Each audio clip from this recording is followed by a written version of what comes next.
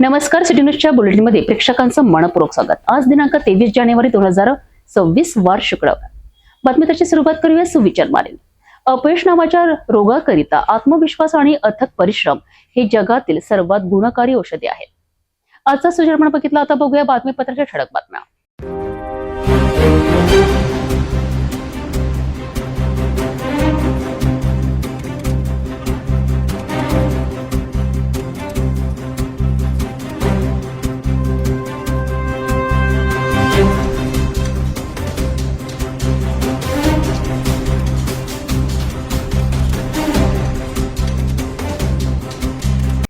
आपण ठळक बातम्या बघितल्या, आता घेऊ छोटासा ब्रेक। शादी और ब्याह की शुरुआत आराधना साड़ी के साथ। Aradhana wholesale shopping mall L2 बीजलैंड complex, Nandgaon Peth, Amravati, Jawahar road, Amravati. Break नंतर बघूया सविस्तर बातम्या। महानगरपालिका सार्वत्रिक निवडणूक 2026च्या पार्श्वभूमीवर अमरावतीत महापौर उपमहापौर निवडणुकीसाठी तयारीला वेग आला आहे। 30 जानेवारी रोजी सकाळी 11 वाजता विशेष सभा होणार असून जिल्हाधिकारी निवडणूक निर्णय अधिकारी असतील आहे। विभागीय आयुक्तांच्या आदेशानुसार प्रशासन सज्ज झाले असून अमरावतीच्या राजकारणात हालचालींना उधाण आलं आहे। महानगरपालिका सार्वत्रिक निवडणूक 2026च्या पार्श्वभूमीवर अमरावतीत एक महत्त्वपूर्ण प्रशासकीय आदेश जारी करण्यात आले आहेत। अमरावती महानगरपालिकेच्या महापौर आणि उपमहापौर पदाच्या निवडणुकीकरिता विशेष सभा घेण्याचे निर्देश प्रशासनाकडून देण्यात आले आहेत। या विशेष सभेकरिता अमरावतीचे जिल्हाधिकारी आशिष एरेकर यांची निवडणूक निर्णय अधिकारी म्हणून नियुक्ती करण्यात आली आहे। ही विशेष सभा दिनांक 30 जानेवारी रोजी सकाळी 11 वाजता आयोजित करण्यात येणार आहे। निवडणूक प्रक्रिया पूर्णपणे शासनाच्या नियम व मार्गदर्शक सूचनांनुसार पार पाडावी असे स्पष्ट आदेश विभागीय आयुक्त अमरावती विभाग यांनी दिले आहेत। या निर्णयामुळे अमरावतीच्या स्थानिक राजकारणात हालचालींना वेग आला असून आगामी काळात राजकीय वातावरण अधिक तापण्याची शक्यता व्यक्त केली जात आहे।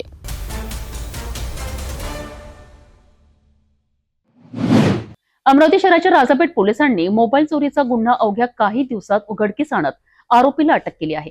जिओ स्टोअर मधून चोरीस गेलेला महागडा मोबाईल हस्तगत करण्यात पोलिसांना यश आले आहे। अमरावती शहराच्या राजापेठ पोलिसांनी मोबाईल चोरीचा गुन्हा अवघ्या काही दिवसात उघडकीस आणत आरोपीला अटक केली आहे। जिओ स्टोअरमधून चोरीस गेलेला महागडा मोबाईल हस्तगत करण्यात पोलिसांना यश मिळाले। राजापेठ पोलीस स्टेशन अंतर्गत मोबाईल चोरीचा गुन्हा उघडकीस आला। फिर्यादी अनुज ओंकारराव चौरे हे गुलशन प्लाझा अमरावती येथील जिओ स्टोअरमध्ये खासगी नोकरी करतात।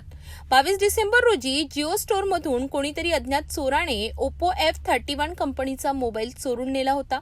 या घटनेबाबत 27 डिसेंबर रोजी राजापेठ पोलीस स्टेशनमध्ये तक्रार दाखल करण्यात आली होती।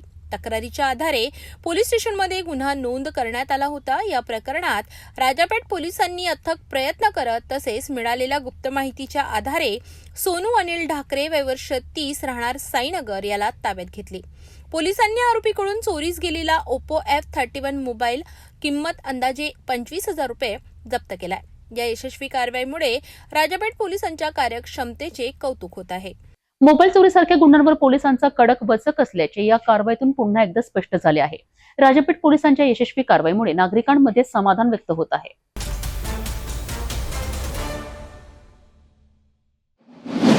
पोलीस आयुक्त राकेश ओला यांनी अमरावती शहर आयुक्तालय हद्दीत वाढत्या दुचाकी चोरीच्या गुन्ह्याचा छडा लावण्याचे आदेश दिले होते। त्या अनुषंगाने गुन्हे शाखेचे पोलीस निरीक्षक संदीप चव्हाण यांच्या नेतृत्वाखाली विशेष पथकाने ही कारवाई केली। पहिल्या प्रकरणात पोलीस स्टेशन वलगाव येथे दाखल दुचाकी चोरीचा गुन्हा तपासत असताना 22 जानेवारी रोजी गुन्हे शाखेला गोपनीय माहिती मिळाली की चांदूर रेल्वे रोडवरील वुड्स वॉटर पार्क पुढील टर्निंग पॉइंटवर एक संशयित इसम चोरीची दुचाकी घेऊन उभा आहे। त्यावरून पथकाने सापळा रचून आशिष देवेंद्र मकेश्वर वय वर्ष 35 राहणार मिलिंदनगर चांदूर रेल्वे याला ताब्यात घेतले। सखोल चौकशीत त्याने वलगाव ते अचलपूर रोडवरील शेतातून होंडा डीम युगा मोटरसायकल चोरी केल्याची कबुली दिली। आरोपीकडून काळ्या रंगाची बिना नंबर प्लेटची हुंडा डीम युगा 100cc दुचाकी जप्त करण्यात आली असून हा गुन्हा पूर्णतः उघडकीस आला आहे. पुढील कारवाईसाठी आरोपीला पोलीस स्टेशन वलगाव यांच्या ताब्यात देण्यात आले. तर दुसऱ्या प्रकरणात पोलीस स्टेशन फ्रेझरपुरा येथे दाखल दुचाकी चोरीचा तपास सुरू असताना गुन्हे शाखेला मालटेकडी परिसरात चोरीची दुचाकी घेऊन एक इसम उभा असल्याची माहिती मिळाली. त्यावरून छगन राहुल पांडे वय वर्ष 35 राहणार यशोदानगर याला ताब्यात घेण्यात आले. त्याने 20 जानेवारी 2026 रोजी काँग्रेस नगर रोडवरील घरातून ऍक्टिवा दुचाकी चोरी केल्याची कबुली दिली. आरोपीकडून पांढऱ्या रंगाची 3G ऍक्टिवा दुचाकी जप्त करण्यात आली. या प्रकरणातील गुन्हाही पूर्णतः उघडकीस आला आहे. या दोन्ही कारवायांमध्ये एकूण अंदाजे 1,20,000 रुपयांचा मुद्देमाल जप्त करण्यात आला आहे.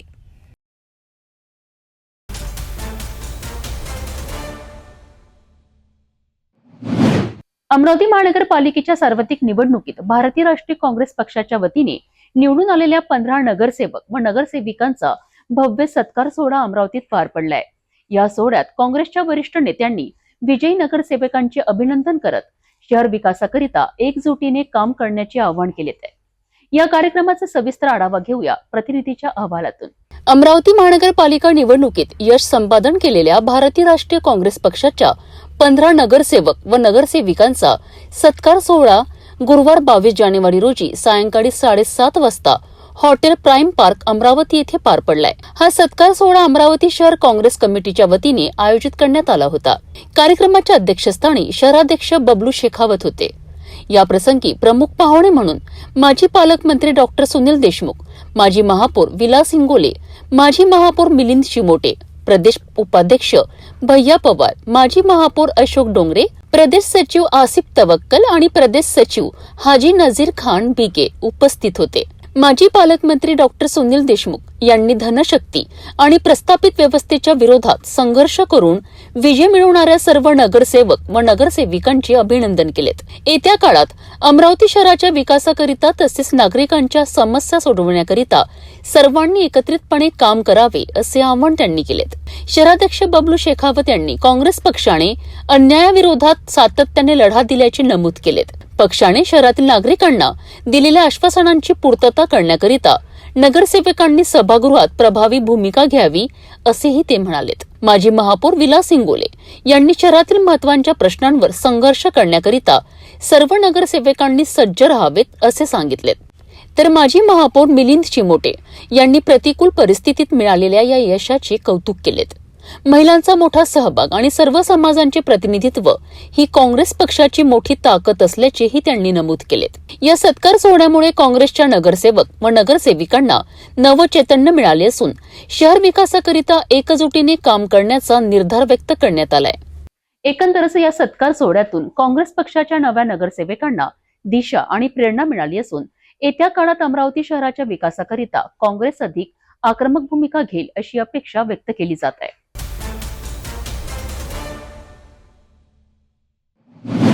23 जानेवारी रोजी अमरावती येथे जिल्हा तंत्र प्रदर्शनी 2026 मोठ्या उत्साहात पार पडली. ही प्रदर्शनी जिल्हा व्यवसाय शिक्षण व प्रशिक्षण कार्यालय श्री शिवाजी शिक्षण संस्था अमरावती यांच्या वतीने संचालित कृषी विद्याशाखा रूरल इन्स्टिट्यूट अमरावती येथे आयोजित करण्यात आली होती. या प्रदर्शनाचा मुख्य उद्देश म्हणजे विद्यार्थ्यांमधील कौशल्याधिष्ठित शिक्षण जनसामान्यांपर्यंत पोहोचवणे तसेच विद्यार्थ्यांमध्ये नाविन्यपूर्ण विचारांची बीजे रोवणे हा आहे. डिजिटल माध्यमांचा प्रभावी वापर करून रोजगार, स्वयंरोजगार, उद्योजकता आणि आधुनिक तंत्रज्ञानाची माहिती विद्यार्थ्यांना मिळावी यासाठी या प्रदर्शनाचे आयोजन करण्यात आले. या जिल्हा तंत्र प्रदर्शनात अमरावती जिल्ह्यातील विविध शाळा, महाविद्यालय व संस्थांनी सहभाग नोंदविला होता. विद्यार्थ्यांनी कृषी, तंत्रज्ञान, डिजिटल साधने, पर्यावरण, स्वयंपूर्ण उद्योग यांसारख्या विषयांवर आधारित विविध प्रकल्प सादर केले. या प्रदर्शनामुळे विद्यार्थ्यांना त्यांच्या कौशल्याचे व्यासपीठ मिळाले असून पालक आणि नागरिकांनीही या उपक्रमाला मोठा प्रतिसाद दिलाय. शिक्षण केवळ पुस्तकापुरते मर्यादित न राहता प्रत्यक्ष कृतीतून शिकण्याची संधी या प्रदर्शनीतून विद्यार्थ्यांना मिळाली. श्री शिवाजी शिक्षण संस्था अंतर्गत कृषी विद्याशाखा रूरल इन्स्टिट्यूट अमरावती व जिल्हा व्यवसाय प्रशिक्षण प्रादेशिक कार्यालय अमरावती यांच्या वतीने हे जिल्हा व्यवसाय प्रदर्शनी 2026चं आयोजन केलेलं आहे. या प्रदर्शनीचा मागचा मुख्य उद्देश की विद्यार्थ्यांना व्यवसायाभिमुख अभ्यासक्रमाकडे त्यांचा कल गेला पाहिजे, ज्या माध्यमातून नवीन व्यावसायिक भविष्यासाठी घडतील. आजच्या या युगामध्ये ज्या आपल्या पॉप्युलेशनच्या हिशोबाने जर आपण विचार केला तर येणाऱ्या पुढच्या काळामध्ये नोकऱ्या हा फार अत्यल्पशा राहणार आहे आणि त्यामुळं जास्तीत जास्त व्यावसायिक अभ्यासक्रमाच्या माध्यमातून विद्यार्थी तर घडला तर ते स्वतःचा व्यवसाय भविष्यामध्ये सुरू करतील. हा या प्रदर्शनीचा मागचा मुख्य उद्देश आहे. त्या अनुषंगानं अमरावती शहरातील विविध शाळेच्या विद्यार्थ्यांना या प्रदर्शनींना भेटी देण्यासाठी व इथं असलेले वेगवेगळ्या विभागाचे इलेक्ट्रॉनिक्स इंजिनिअरिंग सेक्शनमध्ये ऑटोमोबाईल, ॲग्रिकल्चरमध्ये हॉर्टिकल्चर, क्रॉप सायन्स, DMLT अशा विविध अभ्यासक्रमाच्या लाईव्ह मॉडेल पाहण्याची संधी या प्रदर्शनीच्या माध्यमातून त्या विद्यार्थ्यांना प्राप्त होईल व या ज्ञानाच्या आधारे भविष्यात हे विद्यार्थी एक स्वयंरोजगार सुरू करून किंवा स्वतः एक उद्योजक बनतील त्याबाबत आम्ही नक्कीच 100% आम्ही खात्री सांगतो. जिल्हा व्यवसाय शिक्षण प्रशिक्षण खात्याच्या माध्यमातून जिल्हास्तरीय तंत्र प्रदर्शनीचे आयोजन कृषी विद्या शाखा येथे करण्यात आलेले आहे. यामध्ये जवळपास 105 संस्थांनी नोंदणी केलेली आहे. 105 पैकी 103 संस्थांचे मॉडेल्स इथं आलेले आहे. विविध तांत्रिक, अतांत्रिक, ॲग्रिकल्चर आणि बँकिंग क्षेत्रातील मॉडेल आलेले आहे. पूर्ण मॉडेलची जवळपास संख्या 81 अशी इथे जवळपास आहे.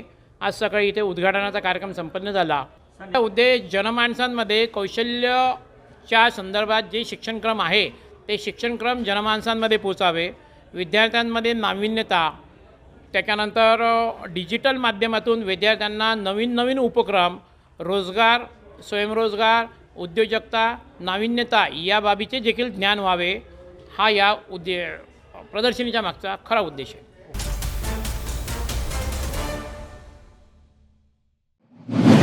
अमरावती जिल्ह्यातील तिवसा तालुक्यात शेतकऱ्यांचा उत्साह शिगेला पोहोचवणारी एक भव्य स्पर्धा आयोजित करण्यात आली आहे. भाजपा अमरावती जिल्हा ग्रामीण आणि रविराज देशमुख यांच्या मित्रपरिवार यांच्या संयुक्त विद्यमाने राष्ट्रीय स्तरावरील भव्य जंगी किसान शंकरपट स्पर्धेचे आयोजन करण्यात आले असून या स्पर्धेची जोरदार तयारी करण्यात आली आहे. अमरावती जिल्ह्यातील तिवसा तालुक्यात शेतकऱ्यांचा उत्साह शिगेला पोहोचविणारी एक भव्य स्पर्धा आयोजित करण्यात आली. भाजपा अमरावती जिल्हा ग्रामीण व रविराज देशमुख मित्रपरिवार यांच्या संयुक्त विद्यमाने राष्ट्रीय स्तरावरील भव्य जंगी किसान शंकरपट स्पर्धेचे आयोजन करण्यात आले असून या स्पर्धेची जोरदार जय्यत तयारी करण्यात आली आहे. मौजे तिवसा जिल्हा अमरावती येथील नवीन कोट समोरील मैदानात 23 जानेवारी ते 26 जानेवारी दरम्यान राष्ट्रीय भव्य जंगी किसान शंकरपट स्पर्धेचे आयोजन करण्यात आले. या स्पर्धेत तालुका गटासाठी लाखो रुपयांची बक्षिसे ठेवण्यात आली आहे. आपण सध्या तिवसा शहरातील रविराज देशमुख यांच्या संयुक्त विद्यमाने आयोजित केलेल्या राष्ट्रीय किसान शंकरपटामध्ये आलो आहोत. ज्याचं भव्य आयोजन आज तिवसा शहरामध्ये प्रथमतः केलेलं आहे. जवळपास 25 वर्षापासून ते सतत या शहरामध्ये आयोजन करत असतात. अत्यंत कार्यकर्त्यांची गर्दी, त्यानंतर शेतकरी मोठ्या उत्साहात या ठिकाणी सहभागी झालेले आहेत. शेतकरी वर्गात मोठ्या प्रमाणावर उत्साह पाहायला मिळाला. स्पर्धेसाठी अनेक बैलजोड्या दाखल झाल्या असून एकूण 295 फूट लांबीची धावपट्टी तयार करण्यात आली आहे. बैलजोड्यांची जोरदार प्रॅक्टिस सुरू असून शेतकरी आणि आयोजक तयारीत व्यस्त आहेत. पठान है, तलेगा ठाकुर से रहता, मेरा डोंगरिया है. हम बहुत शंकरपट में गए और बख्शीश भी बहुत लिया. ये है कि पट्टी भी अच्छी है और अभी बहुत दर साल ले रहे हैं यहाँ पर. इनका भी आयोजन भी अच्छा है. हम यहाँ 3 साल से आ रहे हैं. अभी 3 साल से बैल लिए हमने. कोण दिवस येई कसा कोण जाणतो, तो दिवस दिनांक 23 रोज शुक्रवारला माननीय रविराजजी देशमुख अमरावती जिल्हा अध्यक्ष यांनी शंकरपटाचे नियोजन केलेले आहे. शंकरपट म्हणजे कसा, शंकरपटाचं एक व्याख्या अशी आहे का जे शेतकरी माझे बांधव हे आपला पोळा साजरा करतो. घरोघरी पोळ्याचा जो आहे हा पहिला दिवसपासून खांदी शेकण्यापासून तर पोळ्यापर्यंत आणि करीचं पण हे करतात आहे. तसाच त्यातीलच एक भाग आहे शेतकऱ्यासाठी माननीय देवेंद्रजी फडणवीस साहेब, माननीय चंद्रशेखरजी बावनकुळे साहेब, रविराज देशमुख आणि अमरावती जिल्ह्यातले संपूर्ण पदाधिकारी हे संपूर्ण आपला हा पूर्ण महाराष्ट्रभर हा पट साजरा करत आहे. इथे सगळ्या पूर्ण महाराष्ट्रातले बैलजोड्या घेऊन आपले शेतकरी बांधव एकमेकाचा परिचय होते. खरोखरच आज जे आहे शेतकऱ्याच्या मागं जे टेन्शन आहे भावाचं याचं त्याचं सगळ्यांना दूर करून शेतकरी आज पटाचा आनंद घेत आहे. या स्पर्धेचे आयोजक रविराज देशमुख यांनी स्वतः स्टॉल व मैदानाची पाहणी करत तयारीचा आढावा घेतला. स्पर्धेपूर्वी पारंपरिक पद्धतीने पूजन संपन्न झाले असून बळीराजाच्या हस्ते विधिवत पूजा करण्यात आली. ओपनिंग रेसमध्ये शुभम लांजेवार तडेगाव ठाकूर यांनी 7.68 सेकंडमध्ये धाव पूर्ण करत शानदार सुरुवात केली. शंभू बिजली या प्रसिद्ध बैलजोडीनेही उपस्थितांचे लक्ष वेधले. 4 दिवस चालणाऱ्या या स्पर्धेत सुमारे 400च्या आसपास बैलजोड्या आपले कौशल्य सादर करणार आहेत. शनिवार 24 जानेवारी रोजी सकाळी 10 वाजल्यापासून तालुका स्तरावरील या स्पर्धांना सुरुवात होणार आहे. आमचा शेतकरी बांधव हा शेतात सातत्याने राबत असतो. नैसर्गिक तणाव, कौटुंबिक तणाव आणि अनेक तणावातून तो जात असतो. आमच्या शेतकरी बांधवांचं या शंकरपटावर फार प्रेम असतं आणि बैल हा त्यांचा मित्र असतो. त्या अनुषंगातून आमच्या शेतकरी बांधवांचा तणावमुक्ती करण्याच्या दृष्टिकोनातून आम्ही हिम्मत फाउंडेशन आणि रविराज देशमुख मित्र परिवाराच्या वतीने शंकरपटाचं आयोजन करत असतो. लाखो शेतकरी बांधव, शेतकऱ्यांवर प्रेम करणारे सर्व शंकरपटाचे सहकारी यात सहकारी होतात. महिला बचत गटांचे स्टॉल असतात आणि खऱ्या अर्थानं शेतकऱ्यांचं हा एक उत्सव म्हणून आमच्या तिवसा परिसरात साजरा होतो. हा शंकरपट हा संपूर्ण विदर्भातला सर्वात मोठा शंकरपट आहे, याचा आम्हाला अभिमान आहे. आणि लाखो शेतकरी बांधव यात सहभागी होतात आणि उत्साहाने छान साथ देतात, आनंद घेतात आणि त्यांचं दुःख विसरून जातात आणि इथून एक ऊर्जा घेऊन वर्षभर आपल्या शेतीत राबतात आणि जनतेसाठी अन्नधान्य पिकवतात. हीच या शंकरपटामागची खरी संकल्पना आहे. आणि आमचं अजून एक मिशन आहे की जो तणावातला शेतकरी असतो तो एकाकी असतो आणि एकाकी असलेला माणूस हा आत्महत्येकडे वाटचाल करतो.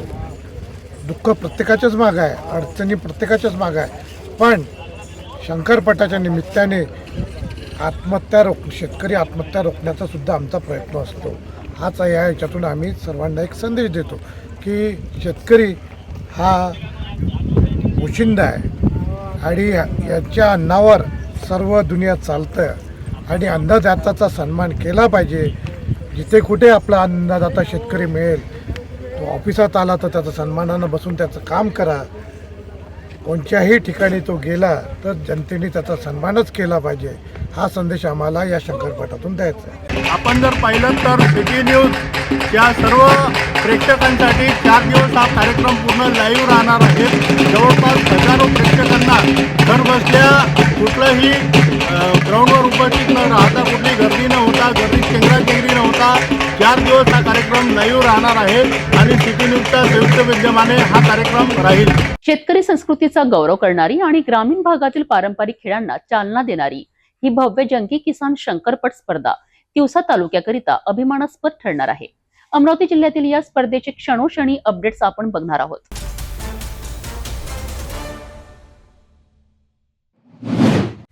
धारणी तालुक्यातील मृद व जलसंधारण विभागाचा धक्कादायक आणि संतापजनक कारभार समोर आला आहे. कार्यालय सुरू आहे फक्त नावापुरते, तर प्रत्यक्षात अधिकारी आणि कर्मचारी महिनोन्महिने गायब असल्याचा गंभीर प्रकार उघडकीस आलाय. धारणी तालुक्यातील मृद व जलसंधारण विभागाचे कार्यालय सध्या केवळ नावापुरतेच सुरू असल्याचे धक्कादायक वास्तव समोर आले. गेल्या 3 वर्षांपासून या कार्यालयाअंतर्गत लाखो नव्हे तर कोट्यवधी रुपयांची विकास कामे मंजूर असल्याचे कागदोपत्री दाखवले जात आहे. मात्र प्रत्यक्षात उपविभागीय अभियंता 15 ते महिनाभर कार्यालयात अनुपस्थित असून कर्मचारीही सातत्याने गैरहजर असल्याचा प्रकार उघडकीस आलाय. शुक्रवारी जीपीएस कॅमेऱ्याद्वारे चित्रीकरण करण्यात आले असता गेल्या अनेक महिन्यांपासून कार्यालयात एकही अधिकारी किंवा कर्मचारी उपस्थित नसल्याचे ठोस पुरावे समोर आले. धक्कादायक बाब म्हणजे अधिकारी कार्यालयात नसतानाही दरमहा लाखो रुपयांचे पगार नियमितपणे शासनाकडून उचलले जात असल्याचा आरोप आहे. हा प्रकार थेट शासनाच्या तिजोरीवर डल्ला मारणारा असल्याचे स्पष्ट झाले. या कार्यालयाअंतर्गत 10 लाख रुपयापर्यंतची बहुतांश कामे नियमबाह्य पद्धतीने मॅनेज करून जवळच्या कंत्राटदारांना देण्यात येत असल्याचा आरोप आहे. तर 10 लाखांपेक्षा अधिक रकमेची मोजकीच कामे ऑनलाईन निविदेद्वारे दाखवून वरिष्ठ अधिकारी व कंत्राटदारांच्या संगनमताने कमिशनचे व्यवहार सुरू असल्याचा संशय व्यक्त केला जात आहे. हा संपूर्ण प्रकार केवळ गैरकारभार नसून उघडपणे जनतेच्या पैशांची लूट असल्याचा संताप नागरिक आणि सामाजिक कार्यकर्त्यांमध्ये व्यक्त केला जात आहे. तात्काळ उच्चस्तरीय चौकशी करून दोषी अधिकारी, कर्मचारी आणि कंत्राटदारांवर कठोर कारवाई करण्यात यावी, अन्यथा तीव्र आंदोलन छेडले जाईल असा इशाराही देण्यात आलाय.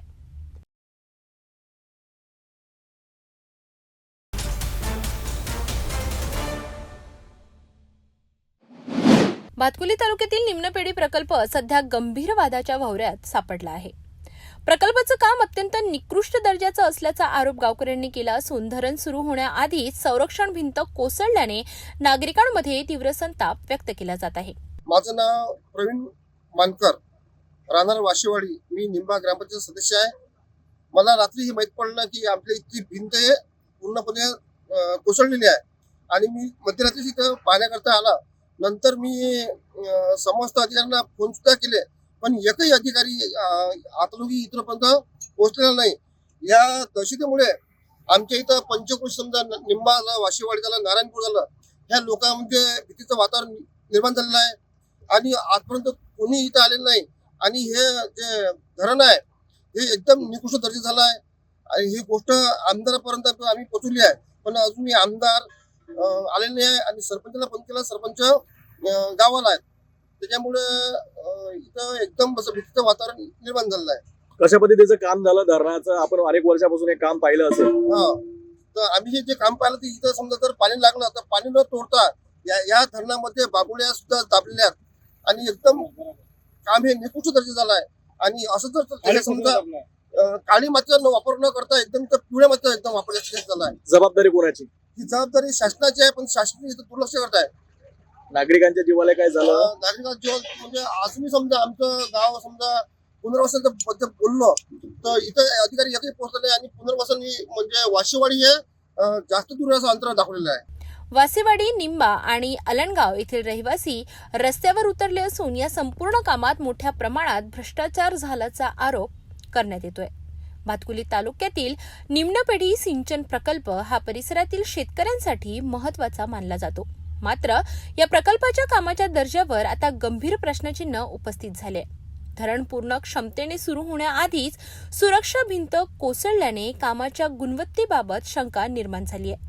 वासेवाडी, निंबा आणि अलणगाव या गावातील नागरिकांनी आक्रमक भूमिका घेत प्रकल्प अधिकाऱ्यांविरोधात तीव्र संताप व्यक्त केलाय. गावकऱ्यांचा आरोप आहे की निकृष्ट साहित्याचा वापर करण्यात आलाय, कामात नियमांचे उल्लंघन झालंय आणि कोट्यवधींचा भ्रष्टाचार झालाय. या घटनेमुळे भविष्यात गावांना पुराचा धोका निर्माण होण्याची भीती व्यक्त केली जात आहे. माझं नाव गौतम खंडारे, आळंदगाव सरपंच.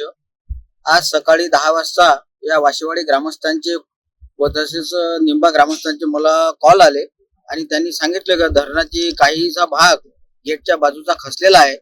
त्या संदर्भात मी तात्काळ मध्ये घरून निघून इथं प्रत्यक्षदर्शीने पाहणी करण्यासाठी आलो.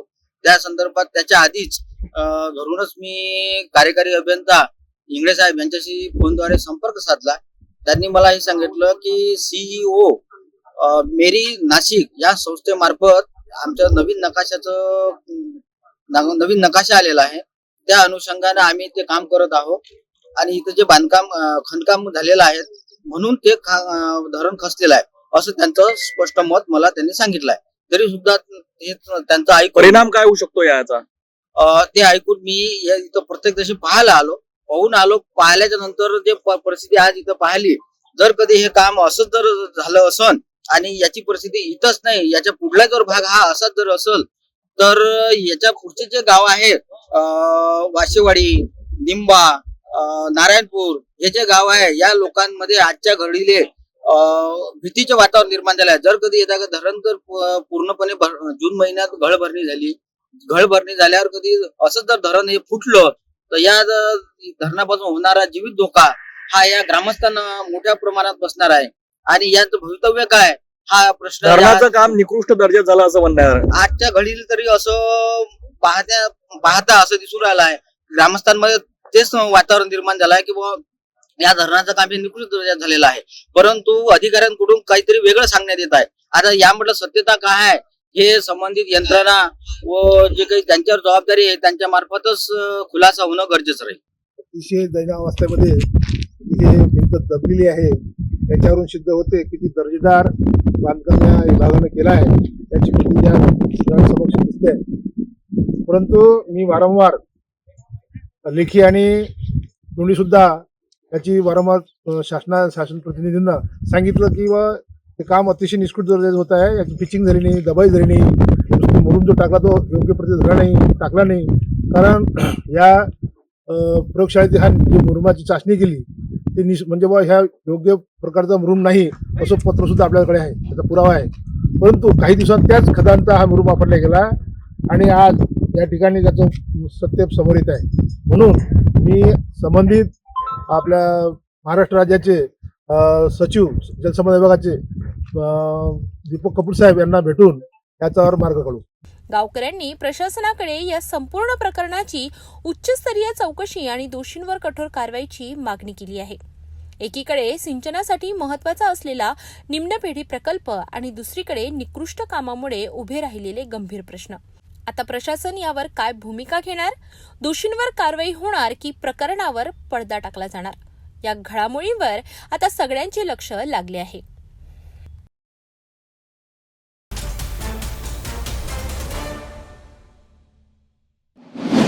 नागपूर शहरात पुन्हा एकदा खळबळजनक हत्येची घटना समोर आली आहे. अजनी पोलीस ठाणे हद्दीत केवळ 1100 रुपयांच्या वादातून एका तरुणाची निर्घृण हत्या करण्यात आली. या प्रकरणात 17 ते 18 वर्षांचा विधी संघर्षग्रस्त बालक आरोपी असून अजनी पोलिसांनी त्याला तात्काळ ताब्यात घेतले. सविस्तर माहितीनुसार 22 जानेवारी रोजी अजनी पोलीस ठाणे हद्दीत बेसा ते मानेवाडा रोडवरील दीपक पान पॅलेस समोर अस्सल मराठा सावजी हॉटेलच्या बाजूला ही घटना घडली. मयत तरुणाचे नाव योगेश अनिल काकडे, वयवर्ष 28, राहणार श्रीकृष्णनगर, नागपूर असे आहे. योगेश हा मोबाईलवर बोलत असताना तेथे मोटरसायकलवरून 17 ते 18 वर्षांचा नाबालिक मुलगा आला. दोघांमध्ये पैशांच्या वादावरून बाचाबाची आणि वादविवाद झाला. वाद अधिक वाढताच नाबालिक आरोपीने कमरेत लपवलेला धारदार चाकू बाहेर काढून योगेशच्या कमरेवर, छातीवर व मानेवर सलग वार केले आणि घटनास्थळावरून पळ काढला. रक्ताच्या थारोळ्यात पडलेल्या योगेशला नागरिकांनी तातडीने मेडिकल हॉस्पिटलमध्ये दाखल केले, मात्र डॉक्टरांनी तपासणीअंती त्याला मृत घोषित केले. या प्रकरणी फिर्यादी सूरज संतोष त्रिपाठी यांच्या तक्रारीवरून अजनी पोलीस ठाण्यात भारतीय न्याय संहितेच्या कलम 103(1) अंतर्गत गुन्हा दाखल करण्यात आलाय. पोलीस निरीक्षक कव्हाडे यांनी तात्काळ तपासाची सूत्रे हाती घेत विधी संघर्षग्रस्त बालकास ताब्यात घेतले असून पुढील तपास सुरू आहे. सूत्रांच्या माहितीनुसार या नाबालिकावर यापूर्वी सुद्धा चोरी व घरफोडीचे गुन्हे दाखल असल्याची ही माहिती मिळत आहे. दिनांक 22, 21, 26 चे रात्री 10:45 सुमारास मानेवाडा चौक ते बेसा रोड या ठिकाणी दीपक पान पॅलेस समोर एक घटना घडलेली आहे आणि सदर घटनेमध्ये फिर्यादी यांनी दिलेले सूरज संतोष त्रिपाठी यांनी दिलेल्या फिर्यादीवरून सदरचा गुन्हा हा दाखल असून सदर फिर्याद पाहता त्यामध्ये मृतक व आरोपी यांच्यामध्ये पैशाचे देण्या घेण्याच्या कारणावरून वाद झाला होता आणि सदर 1100 रुपये चे कारणावरून त्यांच्यात वाद झाला आणि त्याच्यामध्ये विधी संघर्षग्रस्त जो आहे त्याने मयत योगेश अनिल काकडे वय 28 वर्ष यास चाकूने मारून दुखापत केली आणि त्याच्यामध्ये मयत हा मृत झाला आहे. त्याचबरोबर सदर गुन्ह्यातील जो आरोपी आहे विधी संघर्षग्रस्त बालक असून त्यास ताब्यात घेण्यात आलेले आहे आणि पुढील सदर गुन्ह्याचा पुढील सखोल तपास करणे चालू आहे. अवघ्या 1100 रुपयांच्या वादातून तरुणाचा जीव जाणे ही घटना समाजासाठी निश्चितच धक्कादायक आहे. नाबालिकांमध्ये वाढत चाललेली गुन्हेगारी ही गंभीर बाब असून यावर कठोर उपाययोजना गरजेचे असल्याचे मत नागरिक व्यक्त करीत आहेत. या प्रकरणाचा पुढील तपास अजनी पोलीस करीत आहेत.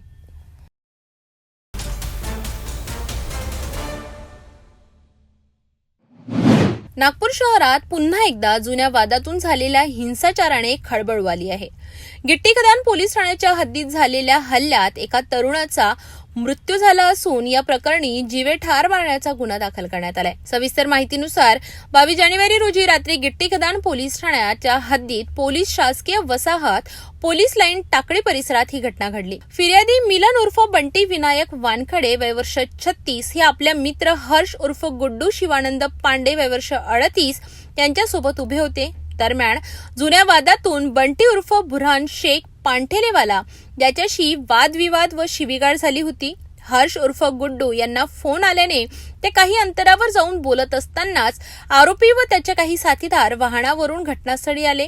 सर्व आरोपींनी संगनमत करून अवजार काढा असे म्हणत जीवे ठार मारण्याच्या उद्देशाने हर्ष उर्फ गुड्डू यांच्या डोक्यावर कोणत्या तरी धारदार हत्याराने जोरदार वार केला. गंभीर जखमी अवस्थेत त्यांना तात्काळ मेयो रुग्णालयात दाखल करण्यात आले. मात्र डॉक्टरांनी तपासणीअंती त्यांना मृत घोषित केले. या प्रकरणी फिर्यादीच्या तक्रारीवरून गिट्टी कल्याण पोलीस ठाण्यात कलम 103.135 भारतीय न्याय संहितेअन्वये गुन्हा दाखल करण्यात आलाय. सध्या आरोपी व त्याचे साथीदार फरार असून पोलीस त्यांचा शोध घेत आहेत.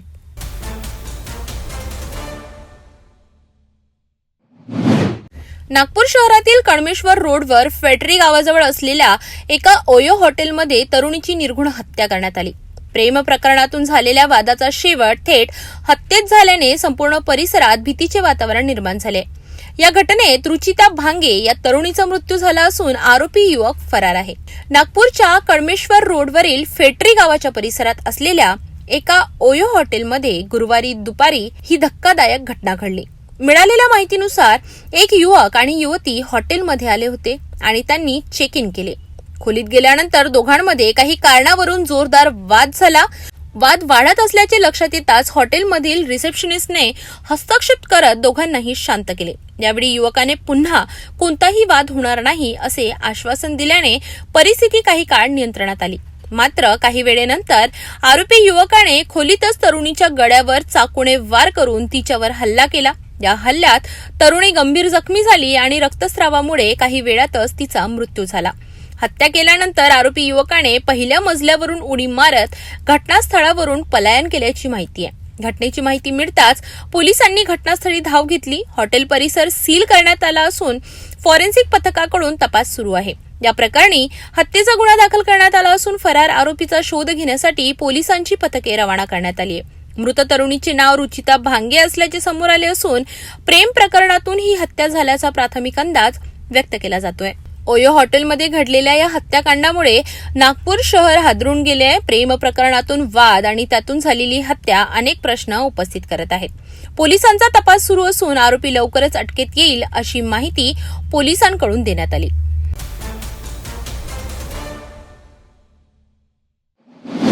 भंडारा जिल्ह्यातील पवनी तालुक्यातील भावड गावात 16 ते 17 जानेवारी 2026च्या मध्यरात्री एक धक्कादायक घटना घडली होती. भावड येथील प्राचीन महादेव मंदिरातील भगवान महादेवाच्या मूर्तीची अज्ञात इसमाने निर्घृण विटंबना केली. मूर्तीचे दोन्ही हात आणि तोंड तोडण्यात आल्याने सकाळी ही घटना उघडकीस येताच संपूर्ण गावात संतापाची लाट उसळली होती. धार्मिक भावना दुखावणाऱ्या या कृत्यामुळे परिसरात तणावाचे वातावरण निर्माण झाले होते. या प्रकरणी अड्याळ पोलीस स्टेशनमध्ये भारतीय न्याय संहितेच्या कलम 298 अंतर्गत गुन्हा दाखल करण्यात आला. घटनेचे गांभीर्य ओळखून जिल्हा पोलीस अधीक्षकांच्या निर्देशानुसार अड्याळ पोलीस आणि स्थानिक गुन्हे शाखेची एकूण 7 विशेष पथके तयार करण्यात आली. तपासादरम्यान संशयाची सुई गावातीलच ज्ञानेश्वर श्यामदेव चिचमलकर वय वर्ष 42 याच्याकडे वळली. घटनेनंतर तो अचानक बेपत्ता झाल्याने पोलिसांचा संशय अधिक बळावला. तांत्रिक विश्लेषण, सीसीटीव्ही तपासणी आणि गोपनीय बातमीदारांच्या मदतीने आरोपीचा माग काढण्यात आला. भंडारा बस स्थानक परिसरात आरोपी असल्याची खात्रीशीर माहिती मिळताच पोलिसांनी सापळा रचून त्याला अटक केली. पोलिसी चौकशीत आरोपीने भावड येथील महादेव मूर्तीची विटंबना केल्याची कबुली दिली. ही संपूर्ण कार्यवाही पोलीस अधीक्षक आणि अप्पर पोलीस अधीक्षक यांच्या मार्गदर्शनाखाली यशस्वीरित्या पार पडली असून आरोपीला कठोर शिक्षा व्हावी अशी मागणी भावड परिसरातून जोर धरत आहे.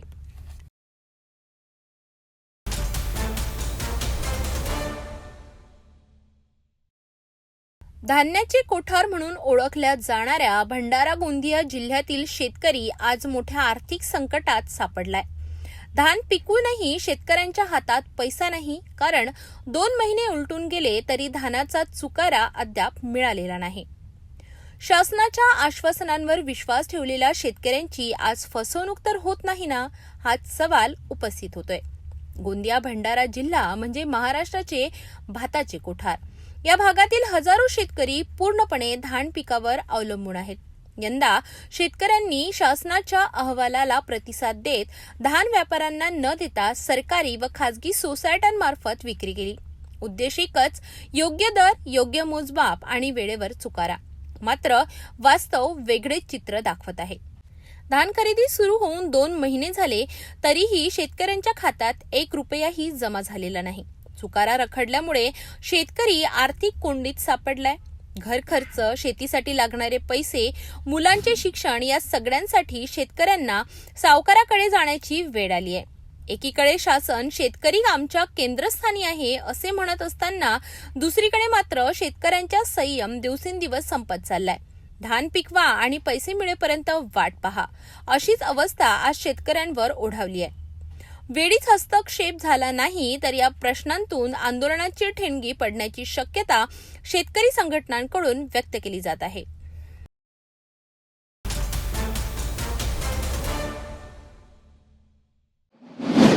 निधी मंजूर, फलक लावले, पण रस्ता मात्र अपूर्णच.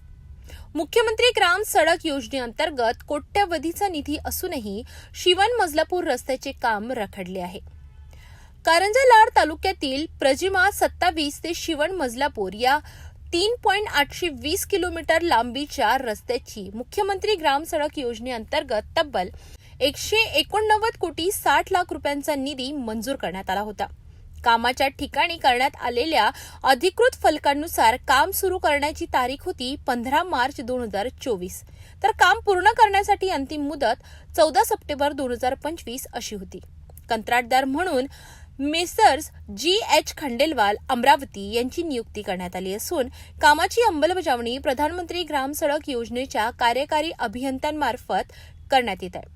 मात्र मुदत संपूनही रस्त्याचे काम अर्धवटच राहिल्याने या मार्गावरून जाणाऱ्या शाळकरी विद्यार्थ्यांना, रुग्णांना आणि शेतकऱ्यांना मोठ्या अडचणींना सामोरे जावे लागत होते. धूळ, चिखल आणि खड्ड्यांमुळे अपघातांचा धोका वाढला होता. तरीही अनेक तक्रारी करूनही प्रशासनाकडून कोणतीही ठोस कारवाई होत नव्हती. या गंभीर प्रश्नाकडे लक्ष वेधण्यासाठी शिवसेना सर्कल प्रमुख शरद तुमसरे आणि युवा पदाधिकारी गौरव ढोरे यांनी आक्रमक भूमिका घेतली. स्थानिक पदाधिकारी यांनी नागरिकांची व्यथा शरद तुमसरे यांच्याकडे मांडली. त्यानंतर तुमसरे यांनी थेट खासदारांशी संपर्क साधत संपूर्ण परिस्थितीची माहिती दिली आणि कार्यकारी अभियंत्यांची भेट घेऊन प्रशासनाला जाब विचारला. या भेटीनंतर अधिकाऱ्यांनी रखडलेले काम तातडीने पूर्ण केले जाईल असे लेखी व तोंडी आश्वासन दिले आहे. कार्यकारी अभियंतामध्ये आलेलो आहोत. आमच्या गावाचा जो प्रश्न होता प्रतिमा 27 मजलापूर या रस्त्या संदर्भात आमचे जे खासदार आहे संजय देशमुख यांनी जी पाठपुरावा केला होता, काम जो पूर्ण झालेलं नव्हतं त्याबद्दल त्यांनी या डिपार्टमेंटला जे कार्यकारी अभियंता आहे त्यांना सूचना देऊन हे काम 1 ते 1.5 महिन्यात तात्काळ पूर्ण करा अशी त्यांना सूचना दिल्या आणि डिपार्टमेंटने बी आम्हाला सांगितलंय की 1-1.5 महिन्यात हे काम पूर्ण करण्यात येईल.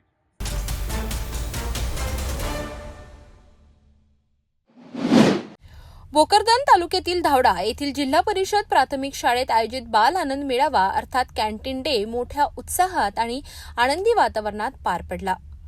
धावडा येथील जिल्हा परिषद प्राथमिक शाळा मराठी व उर्दू यांच्या संयुक्त विद्यमाने 23 जानेवारी 2026 रोजी बाल आनंद मेळाव्याचे आयोजन करण्यात आले होते. या मेळाव्यात विद्यार्थ्यांनी 75 आकर्षक स्टॉल उभारून घरगुती व पौष्टिक खाद्यपदार्थाची विक्री केली.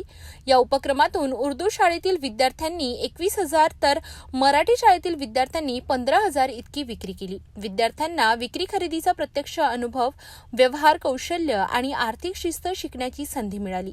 मेळाव्याचे उद्घाटन केंद्र प्रमुख विलास पळसकर यांच्या हस्ते करण्यात आले. कार्यक्रमाला शिक्षक, पालक, ग्रामस्थ व मान्यवरांची मोठ्या संख्येने उपस्थिती होती.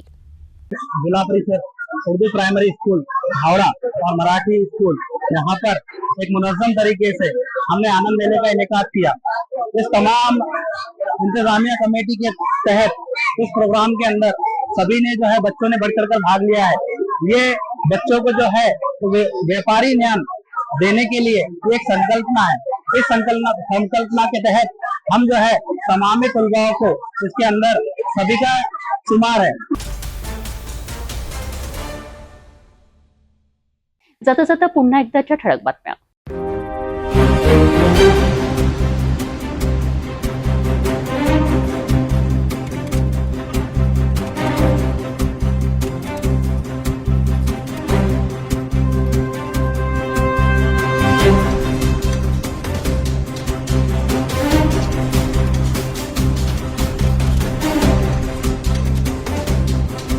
आपण आता सिटी न्यूज चॅनल आपल्या टीव्हीवरही बघू शकता। यामध्ये next channel 117, Jio channel 872, GTPL channel 73, Fastway channel 256 वर बघू शकाल। आता अमरावती जिल्ह्यानंतर विदर्भ आणि महाराष्ट्राचे दर्शक घर बसल्या आपल्या केबल टीव्हीवर सिटी न्यूज बातमी पाहू शकाल। यामध्ये Chhatrapati Sambhajinagar NST setup box number 14, Yavatmal setup box number 12, Washim setup box number 26, Nanded setup box number 17, Mahur setup box number 7, Akola रसे setup box number 899, Bhandara NST setup box number 122, तर Chandrapur NST setup box number 117 वर बघू शकाल। लवकरच आम्ही आपल्यापर्यंत पोहोचणार आहोत। जर आपल्या टीव्हीवर सिटी न्यूज दिसत नसेल तर आपण आपल्या केबल ऑपरेटर संपर्क करावा। आपण सिटी न्यूज केबलच्या व्यतिरिक्त युट्यूब, फेसबुक, इंस्टाग्राम आणि ट्विटरवर बघू शकता। याकरिता सोशल मीडिया अकाउंट सबस्क्राईब करा, फॉलो करा, लाईक करा। युट्यूब अकाउंट सबस्क्राईब करण्याकरिता सबस्क्राईब बटनाला क्लिक करा आणि बेल आयकॉन दाबायला विसरू नका, कारण सततचे समाचार आपल्यापर्यंत पोहोचणार आहेत। तसेच सिटीचे फेसबुक पेज लाईक करा, इंस्टाग्राम आणि ट्विटर हँडल फॉलो करा। आपण व्हॉट्सअपवर सुद्धा सूचना देऊन न्यूज प्राप्त करू शकता। व्हॉट्सअप नंबर स्क्रीनवर येत आहे। हे बातमीपत्रावरच थांबूया। पुन्हा भेटा नवीन घडामोडींसोबत। आपण बघत राहा फक्त सिटी न्यूज। हर खबर पर पैनी नजर, हर मुद्दे पर सटीक वार, यही है सिटी न्यूज की पहचान। जहाँ सच्चाई की आवाज दबाई जाती है वहाँ सिटी न्यूज उठाता है सवाल। हर स्क्रीन पर, हर प्लेटफॉर्म पर हमारी मौजूदगी बोलती है। सिटी न्यूज हमेशा सच के साथ।